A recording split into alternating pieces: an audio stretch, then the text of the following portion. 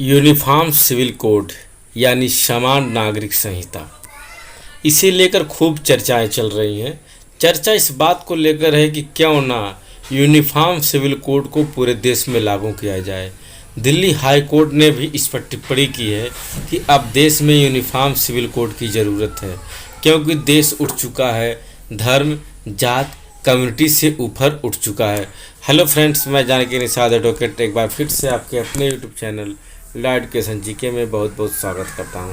Friends, आज की video में मैं बताऊंगा आपको समान नागरिक संहिता यानी यूनिफॉर्म सिविल कोड का क्या अर्थ होता है और इसे लागू करने के क्या फ़ायदे होंगे। दोस्तों, भारत में रहने वाले हर नागरिक के लिए एक समान नागरिक कानून होना चाहिए, चाहे वह किसी भी धर्म या जात का क्यों ना हो। समान नागरिक संहिता में शादी, तलाक और ज़मीन जायदाद के बंटवारे में सभी धर्मों के लिए एक ही कानून लागू होगा। यूनियन सिविल कोड का अर्थ एक निष्पक्ष कानून होगा जिसका किसी धर्म से कोई ताल्लुक नहीं होगा। दोस्तों, समान नागरिक संहिता एक पंथ निरपेक्ष कानून होता है जो सभी धर्मों के लिए लोगों को अलग अलग से ना होकर एक समान रूप से लागू करने के लिए होता है।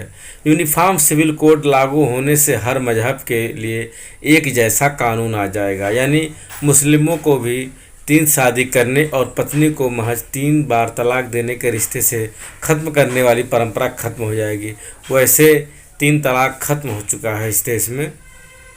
वर्तमान में देश हर धर्म के लोग इन मामलों का निपटारा अपने पर्सनल लॉ के अधीन करते हैं। फिलहाल मुस्लिम, ईसाई और पारसी समुदाय का पर्सनल लॉ अपना अपना खुद का है, जबकि हिंदू सिविल लॉ के तहत हिंदू, सिख, जैन और बौद्ध धर्म के लोग आते हैं। दोस्तों, संविधान में समान नागरिक संहिता को लागू करना अनुच्छेद 44 के तहत राज्य की जिम्मेदारी बताया गया है, लेकिन ये आज तक देश में लागू नहीं हो पाया। इसे लेकर एक बड़ी बहस चल रही है।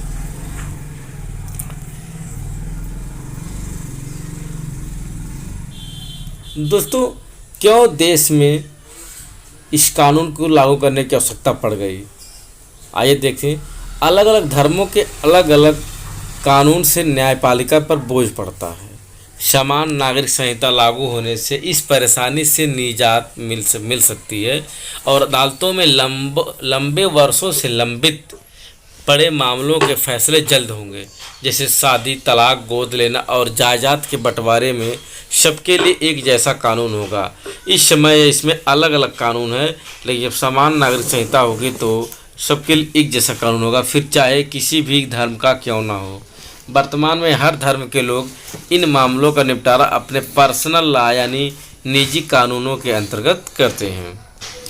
दोस्तों, सभी के लिए कानून में एक समानता से देश में एकता बढ़ेगी और जिस देश में नागरिकत्व में एकता होगी, किसी प्रकार वैमनस्य नहीं होगा, वह देश तेजी से विकास के पथ पर आगे बढ़ता रहेगा।